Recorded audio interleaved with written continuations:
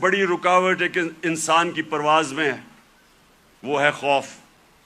اور میں بار بار یہ اپنی قوم کو بتاتا رہتا ہوں کہ جو خوف کا بت ہے اس کا توڑنا بڑا ضروری ہے. تو میرے نبی صلی اللہ علیہ وسلم تو جو قرآن تھی وہ چلتے پھرتے قرآن تھے. تو قرآن کے اندر جو واضح طور پہ لکھا ہوا ہے کہ جو لوگ ایمان لے آئے اللہ ان کے خوف دور کر دیتا ہے. خوف کا سب سے بڑا خوف موت کا.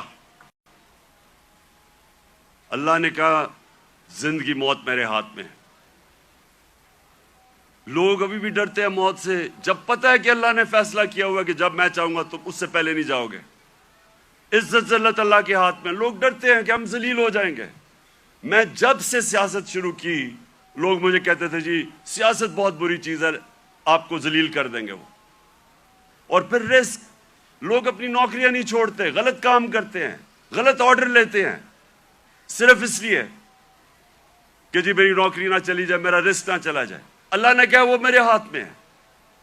یہ بڑا امپورٹنٹ ہے آپ کے لیے سمجھنا کہ وہ کیسے چینج آئے مدینہ کے لوگوں. وہ آزاد ہو گئے,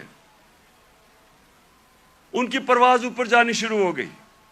میں اپنی زندگی سے آپ کو بتاؤں جیسے جیسے اللہ نے, اور جو اس کا سب سے بڑا تحفہ ہے ایمان کا, جیسے جیسے میں نے نبی صلی اللہ علیہ وسلم کی زندگی کو پڑھنا شروع کیا, سیرت نبی کو سمجھنا شروع کیا, تو یہ آہستہ آہستہ میرے بت ٹوٹتے گئے.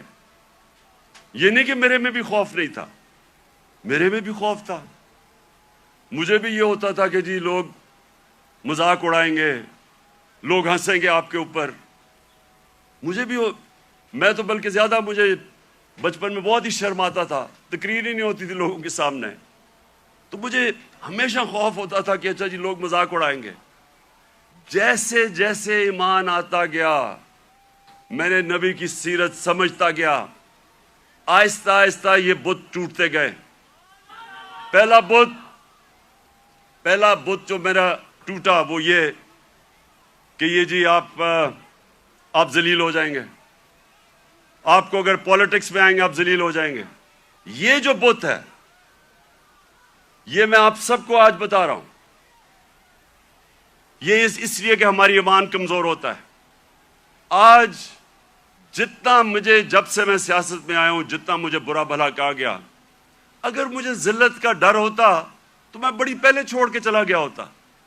جس طرح کے میرے اوپر ذاتی اٹیکس ہر قسم کے میرے اوپر, جس طرح کی انہوں نے گندگی میرے اوپر پھینکی ہے 20 سالوں میں 26 سالوں میں, کسی اور سیاستدان پہ نہیں پھینکی.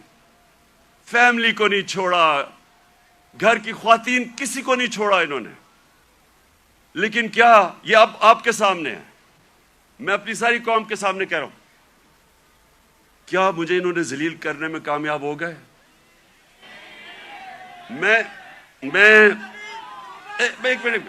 میں آپ کو آج سب کو کہہ رہا ہوں, پچھلے 6 مہینے میں جتنی مجھے اللہ نے عزت دیا مجھے ساری زندگی میں کبھی اتنی عزت نہیں ملی.